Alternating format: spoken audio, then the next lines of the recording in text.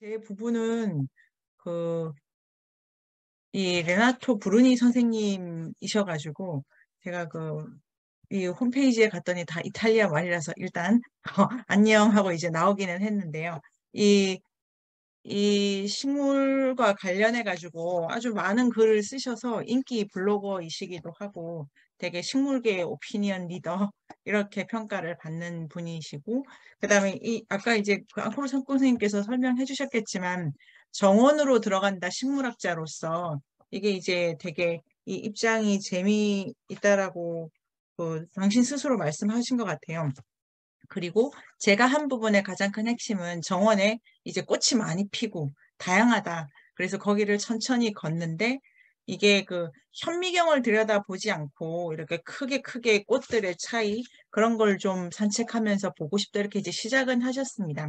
그래서 정원의 시간이라는 챕터를 들어가면서 느림이 정원 우리에게 주는 가장 큰 행복이다. 그 다음에 초반에 꽃들의 이제 제가 맡은 부분은 개화인데요. 앙코르 선생님께서도 많이 설명해 주셨겠지만 꽃이 핀다는 게 무슨 일인가 이거를 천천히 좀 다룬 부분이었고, 그래서 꽃이 피는 조건이 다 다르다. 그걸 보려면 자기가 가지고 있던 그 속도를 내려놔야 된다. 이런 얘기가 있었습니다. 그래서 식물 개화 춤을 감상하기 위해서는 시계바늘을 각각의 꽃에 맞추고 감각을 증폭시킬 도구도 준비해라. 바꿔 말하면은 자기 감각의 한계를 알아라. 이런 게 있었고요. 그 다음에 여기 이제 너무 많은 꽃이 나와서 제가 이렇게 보고 있어야 됐는데요. 뭐 이제 핵심은 꽃이 피는 게 조건이 여러 개를 만족시켜야 된다. 이런 건데요. 그 조건에 따라서 그 꽃이 피는데 걸리는 시간이 다 다르다. 그 다음에 피어 있는데 걸리는 시간도 다르다. 그 다음에 뭐 일조량, 뭐 여러 가지로 꽃이 개화라는 게 생각보다 복잡한 문제다라고 설명을 하면서 이제 꽃의 개화가 중요한 거는 그 수분, 아까 이제 앙코르 선생님께서도 해주신 것처럼 가루바지 때문인데요.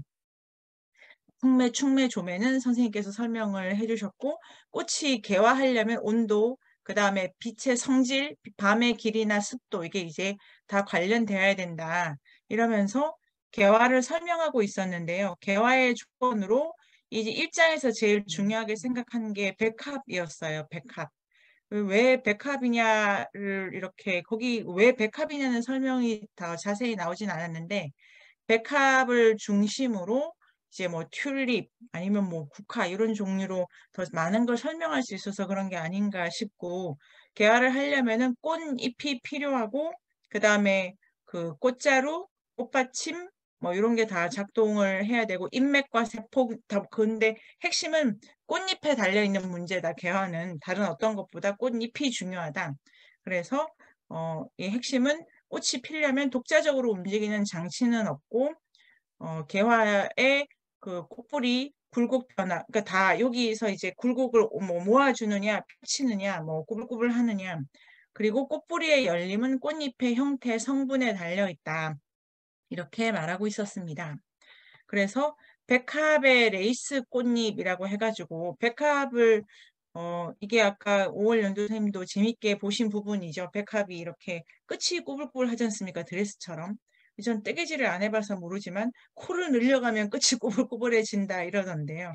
세포가 길이를 늘려가게 되면 이제 끝이 꾸불꾸불 하게 되는데 꽃마다 피는 방법이 다르다라는 관점에서 이제 조금 이따가 영상을 같이 보면 재밌을 것 같고요. 이 백합의 개화에서 가장 재밌는 부분은 이 꽃이 피는 속도가 다른데 해 뜨기 직전에 아주 천천히 열리고 해가 딱 빛이 비치면 막 빨라졌다가 마지막에는 감자칩처럼 안장 모양이, 이게 왜 감자칩인가? 그러나 가장자리가 물결 모양이 된다라고 하는데요.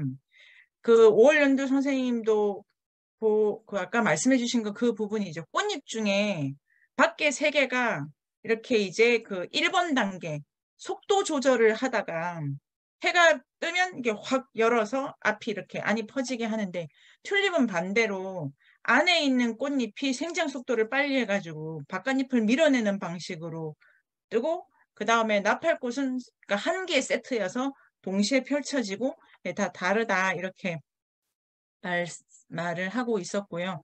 그래서 안쪽이 빨리 자란다. 그 다음에 탄력적인 물 근육 시스템이 또 꽃을 피우는 데 역할을 많이 하는데, 백합 꽃잎 가장자리 세포, 가운데 세포 사이에 팽합이 있어가지고 이게 그 꽃이 필 때 특정 세포의 탄수화물 농도가 짙어지고 꽃이 질 때는 옅어진다 이래서 꽃잎이 이렇게 팽창하고 수축하는 게 이 탄수화물의 영향에 따라서 농도 차이 때문에 발생하는 일이다라고 이제 설명을 하고 있었고요. 그 다음에 꽃잎으로 물을 끌어올리는 탄수화물은 녹말이나 프락틴 같은 다당류에 있는데 어릴 때부터 꽃에 저장이 되거나 자라면서 뿌리 근처는 잎에서 꽃 속으로 이동되는데 이게 이제 쭉 가다가 개화 무렵에 이렇게 꽃잎에 가서 영향을 발휘하는 건데요. 둘 중 어떤 방법을 택할지는 종에 따라 다르다라고 하면서 이제 예가 나옵니다. 저는 요 예에서 이제 설명이 많이 됐던 것 같은데요. 장미, 프리지아 그 꽃 많이 키우십니까? 집에 꽃이 가끔 있다든지. 저는 이런 일은 없기 때문에 저는 그런데 잘 보면 이렇게 이제 꽃을 꺾고 나서도 좀 키울 수가 있겠구나 이런 생각을 하게 됐는데요.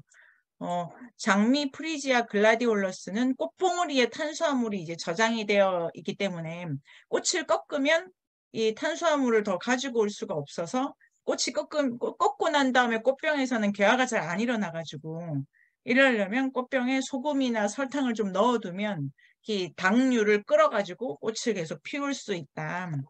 그런데 아티초크 이거 먹는 거 있지 않습니까? 무슨 잘 볼 수는 없지만 막 이렇게 구워가지고 그렇게 뭐 파는 요리도 있는 것 같고 그런데 아티초크도 꽃이 피네요.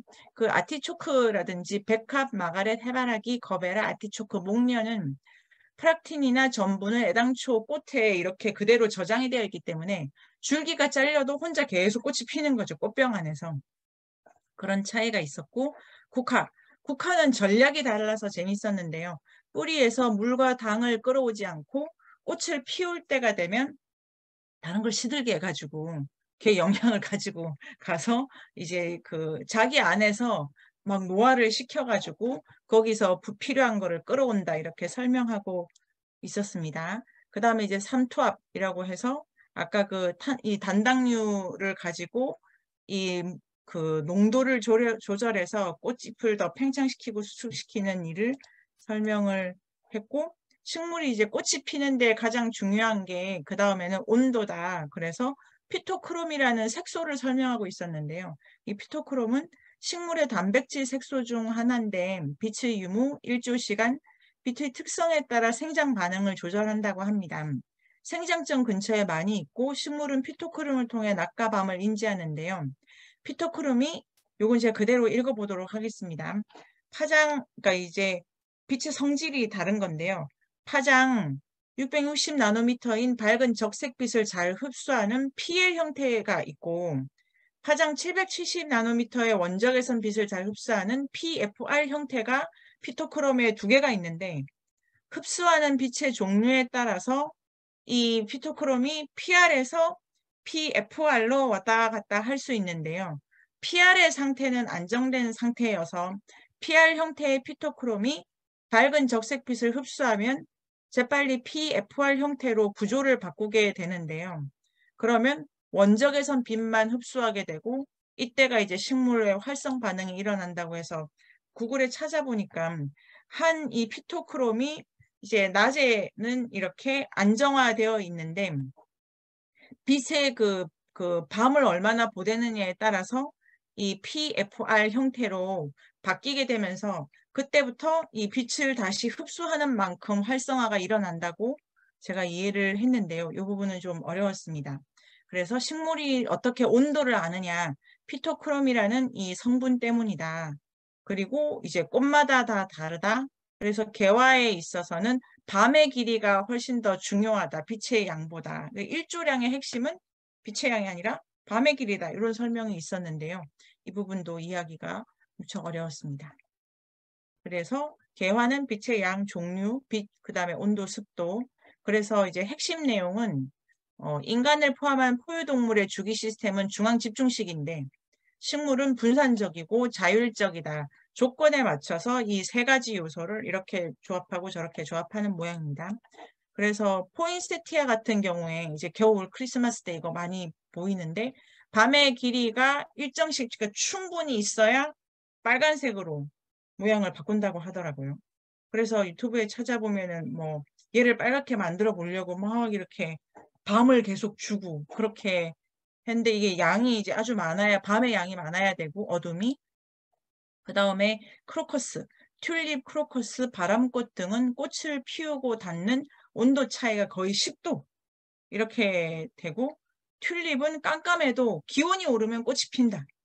그래서 일조량, 온도 이게 다 습도 다 작동을 해가지고 온도의 영향을 받느냐, 빛의 성질의 영향을 받느냐, 그 다음에 어둠의 양의 영향을 받느냐 이런 게 이제 다 다르다. 그 다음에 미나리아 제비 이거는 온도가 이제 더 높아져야 피기 때문에 평균 이상의 온도를 가야 된다. 이런 것도 있었고, 페투니아? 이 경우는 꽃은 계속 피우고 있는데 향기를 조절하는 장치를 쓴대요. 근데 이 전체로 이 수분이라고 하는 걸 곤충을 오게 만든 전략 중에 하나니까 그 꽃은 계속 피워서 유인을 하지만 향기 스위치를 쓰는 애가 있다. 이렇게 되어 있었고요. 그 다음에 마지막에 이제 산책의 부록으로 밤쟁이, 그리고 흙밭 얘기도 잠깐 해주셨고, 동굴식물 얘기가 나와가지고, 이게 이렇게 뻗치면서 나무를 타고 오르는 얘기를 재밌게 해주셨습니다. 그래서 요거를 그냥 제가 읽어보도록 하겠습니다. 39쪽에서 40쪽 그 부분인데요. 시계꽃의 덩굴손이 엄청나게 느린 카우보이의 올가미처럼 공중을 빙빙 돌면서 붙들 곳을 찾아 헤매다가 그 이제 원운동 계속 하다가 잡으면 빨리빨리 말아 올라간다. 그리고 하나가 말려 올라가면 그때 다른 손이 또 뻗쳐가지고 다른 데를 달달달달 감으면 이 둘 사이의 긴장을 딱 갖게 된다. 그런 식으로 덩굴손의 역학관계를 설명을 하는 약간 쉬어가는 코너 그런 것이 있었습니다. 네. 자, 그래서 이 책의 시작은 봄, 지난날 우리가 알던 그 정원이 아니다라는 걸로 해서 그 영화 스모크를 잠깐 소개하면서 시작합니다.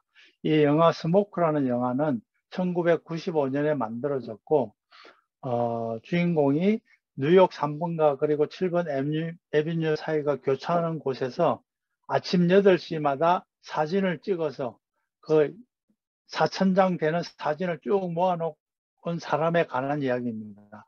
11년간 아침마다 찍어서 약 4,000장 정도 사진을 모았는데, 그 내용도 참 재밌기도 하지만은, 그 똑같은 사진을 11년간 똑같이 찍어서 변화하는 모습을 봤다는 것에서부터 좀 새로운 내용이었던 것 같습니다.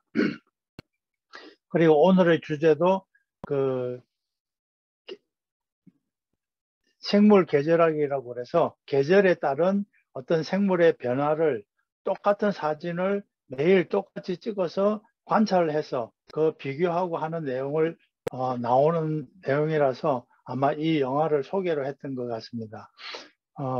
우연찮게 저도 2003년도에 그 방글라데시에 진료 봉사활동을 하러 갔었는데 그때 숙소에 그 마을이 내려다 보여서 그 있는 동안에 1시간마다 계속 사진을 찍어서 그 변화하는 모습을 보려고 그 다큐멘터리처럼 만들어 보려고 했는데 결국 뭐 크게 결과 나온 건 없었지만 대개의 사람들이 규칙적으로 찍어서 어떤 변화를 보는 게 어떤 그 미디어의 한 형태인 것 같습니다. 그래서 내하고 똑같은 생각을 가진 이 사람이 또 영화를 만들었구나 싶어서 다른 기회에 다시 한번 시도를 해보려고 해서 옛날에 찍었던 사진을 가져와 봤습니다. 자, 오늘 저 두 번째 산책은 생물 계절학이라는 것에 대해서 나오는 겁니다. 생물 계절이라는 것은 계절에 따른 다양한 기후, 기상 조건과 생물 현상과의 관계를 연구하는 학문이라고 되어 있습니다. 그런데 처음으로 이 생물 계절학이라는 걸 보면서 용어 자체가 너무 낯설다라고 생각을 하게 되었습니다. 무슨 생물 계절학이라는 이 단어 자체 속에 생물이라는 내용과 계절이라는 내용 자체가 크게 들어있지 않아서 어떻게 그 피놀로지라는 단어가 생물 계절학인지 어원을 따져봐도 크게 답은 나와 있지 않고 오히려 그 피놀로지와 피노미놀로지라는 단어 자체가 피노미놀로지는 그 피노미나라는 그 라틴어의 현상이라는 것에 대해서 현상하고 나와 있는데 피놀로지는 어원하고 어울리지 않게 하여튼 생물 계절학이라는 용어로 쓰이고 있었습니다. 또 생각한 게 이 용어를 정할 때 생물 계절학이라는 단어와 계절 생물학이 어떤 게 더 옳을까 생각을 많이 했어요. 성격이 좀 꼬장꼬장하다 보니까 뭘 하나를 하게 되면 따지는 게 참 많아서 생물 계절학이 맞을까 계절 생물학이 맞을까 한참 따지다가 제 생각은 계절 생물학이 더 맞을 거라고 생각을 하게 됐어요. 왜냐? 생물학 자체가 더 주이고 계절에 따른 계절의 변화에 따른 생물의 어떤 형태를 보는 거지 생물을 보고 계절을 보는 게 아니기 때문에 계절 생물학이 더 맞을 거라고 생각했는데 여러 가지를 다 검색해봐도 생물 계절학만 있지 계절 생물학은 없었습니다. 또 한 가지 두 번째 계절 생물학은 계절은 1년을 봄, 여름, 가을에 따른 1년간의 변화를 보는 건데 이 책 내용도 그렇고 모든 요즘은 이 계절의 변화가 급속도로 빨라져서 약 그 인류의 문화 발전에 의해서 특히 기후 위기에 따른 계절의 변화가 너무 커서 오히려 이제는 계절 생물학보다는 기후 생물학 쪽이 더 많이 관심을 가지게 된 것 같습니다. 그리고 또 생물학뿐만이 아니라 다른 모든 게 다 포함이 돼서 이제 앞으로는 기후 생태학이라고 해서 좀 더 범위를 키운 그 내용이 많이 관심을 가지게 될 것 같습니다. 이 책의 내용이야는 점점 빨리 오는 봄, 즉 이 글의 내용은 1951년부터 1998년까지 북유럽과 서유럽의 경우 약 이게 약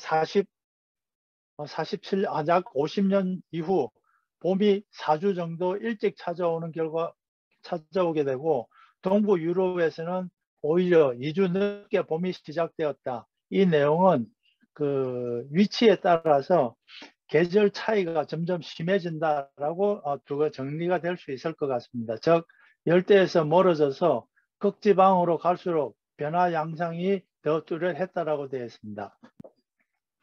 그리고 기온이 1도 더 오르면 식물들은 종에 따라서 이틀 내지 열흘 더 일찍 봄마중에 나서게 됩니다. 봄의 개화 시점에 영향을 미치는 요인에는 꽃이 피는 계절뿐만이 아니라 이전 몇 달간의 기온까지 포함된다. 즉 꽃이 그 당시의 기온에 따라서 어떤 생물학적인 즉각적인 반응을 하는 게 아니라 지난 몇 달간의 기온까지 다 쉽게 말해서 우리가 내과학적인 기억은 아니지만은 그 몇 달간의 기온이 식물 자체에 뭔가가 인식이 되어서 그에 따른 변화를 하는 게 정말 신기한 내용이었습니다. 이 사진에 나오는 내용은 봄에 찍은 계양기비꽃입니다. 이것도 여행 가서 찍은 사진이었습니다. 자, 그 다음에 기후대가 이동한다. 즉 조금 전에 이야기한 것이 계절에 따른 변화뿐만이 아니라 장기적으로 보면 기후대라는 것이 위치에 따라서 지구의 위도에 따라서 기후가 몇 천 년, 몇만 년 동안 거의 변화가 적었을 텐데 요즘 와서 갑자기 기후대가 많이 이동하는 걸로 되어 있습니다. 그래서 식물지리학이라는 새로운 분야도 생겼고 그 식물지리학의 주된 내용은 내한성지도, 즉 식물이나 동물의 그 어떻게 자라는지가 추움에 얼마만큼 견디느냐에 따라서 내한성에 따라서 그 식물 분포 또는 동물의 분포가 달라지는데 첫 번째 사진에서는 1941년도와 2009년도에 상록 활엽수의 북방 한계선의 변화를 봐서 점점점 위로 올라간다. 즉 대한민국의 전체적인 평균 기온이 높아지기 때문에 전에는 따뜻한 지방에서만, 온대 지방에서만 자라는 식물들이 남쪽에서만 자라고 있었는데 점점 북쪽으로 올라오는 거 볼 수 있었고, 두 번째 사진은 그에 따라서 수온도 변하기 때문에 물고기도 그 식물보다 훨씬 더 수온의 변화에 민감한데, 점점점 남쪽 지방에 있던 물고기들이 점점점 위로 올라오는 걸 볼 수 있었습니다. 그 다음에 이러한 그 위도나 그 기후 변화가 산이 증거다라고 나와 있습니다. 이 작가는 소개를 한 게 그 슌볼트라는 사람이 1802년 에콰도르에 있는 침보라소 산에 가서 식생지도라는 걸 만들었습니다. 식생지도는 그 높은 산에 제일 낮은 곳부터 위로 점점점 올라가면서 어떠한 식물들이 자라고 있는지를 따라서 위도에 따라서 제일 영향을 받는 기온에 따라서 어떤 식물들이 자라고 있느냐를 쭉 그려놨습니다. 그 나타난 결과가 정말 이런 식생 지도를 하나 만들었는데, 그 산의 모습을 그려서 이 조그만 글씨로 그 산에 어떠한 식물들이 자라고 있는지 다 검사를 해서 이렇게 지도를 하나 만드는 게 슌볼트라는 사람이 1802년도에 만드는 지도입니다. 그 이후 200년 후에 브라질의 식물학자들이 그 산으로 똑같이 올라가면서 그 당시에 했던 거랑 똑같은 걸 해봤는데, 희한하게 그 슌볼트라는 사람이 만든 지도에 가도 식물이 전혀 없었고, 약 200m 내지 400m 더 올라가야 똑같은 식물을 볼 수 있었습니다. 즉 식물은 점점점 높은 곳으로 올라간다라고 되어 있습니다. 무슨 뜻이냐면, 높은 곳이라 하더라도 기온이 점점점 올라가기 때문에 그 내한성, 즉 추위에 견디는 한계선이 점점 높아지고 있는 것을 볼 수 있었습니다. 이게 슌볼트가 직접 그린 그 당시의 식생 지도를 이야기하는 거고요. 이렇게 해서 그 계절 생물학 또는 생물 계절학, 그 계절에 따라서 식물 또는 동물이 어떻게 바뀌느냐에 대해서 이 책은 제 두 번째 산책을 했고요. 세 번째 산책은 봄, 하늘을 나는 종이 비행기라는 내용으로 종이 비행기처럼 꽃가루가 얼마나 넓게 퍼지는지, 멀리 퍼지는지, 또는 그 꽃가루가 어떠한 형태로 퍼지는지 그걸 쭉 설명을 해놨습니다. 꽃가루라는 것은 즉 다시 멀리 퍼져서 식물을 또 새로운 개체를 만들어야 되는데, 꽃가루가 멀리 날아갈수록 새로운 식물이 자리 잡기도 좋고, 또 원래 어머니 식물과 멀리 떨어져서 번식을 하기 좋기 때문에 멀리 날아갈수록 유리하긴 하지만, 발화력을 유지하는 시간은 제한이 있고 식물에 따라서 종에 따라 다양하다. 우리가 지난번에 그 씨앗이 날아가는 것은 씨앗 자체는 보호를 위해서 굉장히 단단하게 잘 대비가 되어 있기 때문에 멀리 날아가는 게 가기만 하면 문제가 안 되었지만은, 꽃가루는 멀리 날아가게 되면 그 자외선에 노출될수록 그 꽃가루의 발화 능력이 약해지고 또 수분을 잃게 되기 때문에 발화가 점점 어려워지게 되어 있습니다. 즉 그런데 처음에는 좀 이상했던 게, 꽃가루라는 게 멀리 날아가도 되게 만들 수 있을 텐데 왜 그랬느냐 그랬더니, 씨앗이 이미 생명이 형성되어 있기 때문에 시간이 지나도 큰 문제가 없지만은, 꽃가루는 이 꽃가루가 포자나 그 암컷을 만나게 되면, 암컷 세포를 만나게 되면 즉시 수분을 해야 되기 때문에 이걸 단단하게 감싸고 있다가는 꼭 가서 암술에 붙어 있는 그 암세포를 만나더라도 수분을 적시하지 못하게 될 가능성이 많기 때문에 제일 최소화, 그러니까 껍질을 싸서 보호하는 역할 없이 멀리 날아가서 닿이자마자 수분을 할 수 있게 하기 위해서 저 꽃가루의 구조가 단단하게 되면 꽃가루 바지에 방해가 되기 때문에 짧은 시간 내에 할 수 있는 걸로 되어 있었습니다. 세 번째 산책은 꽃가루에 대한 내용을 주로 나오고 있습니다. 그 내용이 특별히 많지 않아서 하다가 꽃가루를 전자현미경으로 촬영한 사진이 쭉 나오는데 사진이 이쁘기도 하고요. 그리고 그 꽃가루를 설명을 너무 재밌게 해놔서 몇 가지 사진을 가져와 봤습니다. 처음에 노랑어리 연꽃이라는 꽃의 꽃가루는 바람떡이라고 해서 이처럼 그 떡을 이렇게 만들어 놓은 것처럼 보이고 벌개 미치의 꽃가루는 우리가 갖고 노는 지압볼처럼 생겨 있고요.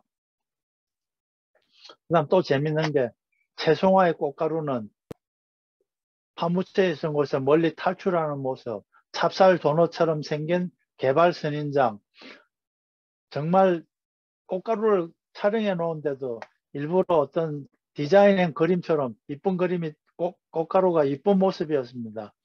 그 다음에 원두 커피처럼 생긴 꽃가루, 그 다음에 구름에 둘러싸인 외계 행성처럼 생긴 호박의 꽃가루 모습입니다. 그리고 표현도 참 재밌게 써놨는데 춤추는 포도알, 누에고치, 이게 양귀비 그리고 봉선화의 꽃가루를 촬영한 모습입니다. 그 다음에 이러한 꽃가루의 구조는 그 식물하고 씨앗하고 거의 비슷한 형태인데 외막, 내막, 그 다음에 직접 그 암수를 만나게 되면 그 새로운 수분을 일으킬 수 있는 발라공, 그 수분을 보호하는 액포, 그 다음에 생식세포, 관핵, 이러한 모습으로 기본적인 꽃가루의 구조는 이렇게 되어 있습니다. 자, 이 꽃가루는 결국 꽃가루가 암술에 가서 꽃가루 바지를 해야 되는데 이 꽃가루 바지를 도와주는 매체로서는 참으로 많은 게 있습니다. 약 우리가 알고 지구상에 10만 종 내지 30만 종의 동물이 이 꽃가루의 수분에 관여를 하고 있는 것으로 되어 있고 그 중에 굉장히 제일 많이 차지하는 게 벌이라고 그럽니다. 우리 지난 두세 번 전 수업에 벌이 수분에 제일 많은 양을 차지한다는 걸 그때 많이 설명을 했었고요. 양봉 꿀벌, 그 다음에 야생벌, 지형봉, 딱정벌레 이처럼 많은 종류의 특히 새, 박쥐, 도마뱀, 영장류, 유재류까지 꽃가루 바지를 도와주는 동식물들이 되겠습니다. 특히 딱정벌레는 우리가 알고 있는 개화식물의 약 85% 정도의 딱정벌레가 수분에 관여하는 걸로 봐서 딱정벌레 분포, 그것도 이 지구상에서 정말 많은 부분을 차지하고 있는 것 같습니다.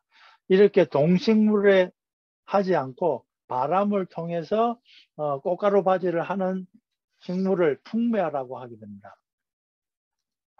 그 다음에 그 수분 과정에 나타내서 좀 독특한 식물 세 가지를 이 책은 소개를 해놨는데 딸기에 대해서 설명을 해놨습니다. 그런데 그 딸기를 그림을 보면서 제일 이해가 안 됐던 게 그 벌이 수분을 못하게 되면 자가 수분을 하거나 바람에 의해서 수분을 하게 되는데 그 그림을 보면 자가 수분이나 바람을 하게 되면 식물의 크기가 줄어들고 약 30% 정도 줄어든다고 그래 되어 있습니다. 그래서 처음에 너무 이상했던 게 그 발화가 되느냐 안 되느냐, 즉 확률은 적더라도 되기만 하면 똑같은데 발화가 적게 되면 어떻게 그 딸기 열매가 크기가 줄어드는지 정말 이해가 안 됐는데 열심히 검사해 보니까 뭐냐면 딸기의 그 구조에 대해서 배워야 그 사실이 이해가 됩니다. 즉 딸기는 이것 하나 자체가 열매가 아니라는 겁니다. 이 딸기 꽃은 그 열매 자루, 그 다음 꽃턱, 즉 이 우리가 딸기 열매라고 알고 있는 부분은 이 딸기의 꽃턱이 커져 가지고 생긴 거고요. 우리가 알고 있는 열매라는 것은 우리가 그 딸기 겉면에 있는 딸기 씨앗 있죠. 조그만 거 하나, 그것 하나하나 자체가 딸기의 열매가 됩니다.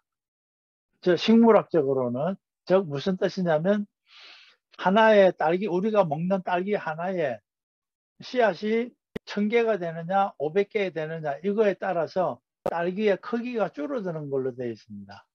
즉 씨앗의 개수의 이 하나 자체가 씨앗이 아니고 하나의 딸기에 씨앗이 표면에 굉장히 많은 숫자에 붙어 있다고 합니다.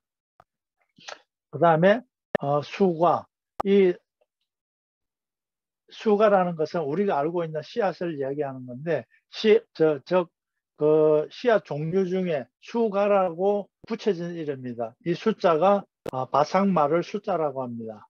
그래서 그 우리가 딸기가 점점 수분이 없어지면 줄어드는 게 아니라 이거 자체는 그 동물을 유혹하기 위한 부분이고 씨앗 자체는 요 표면에 붙어 있는 딱딱한 점같이 생긴 그게 하나의 각자의 열매가 되겠습니다.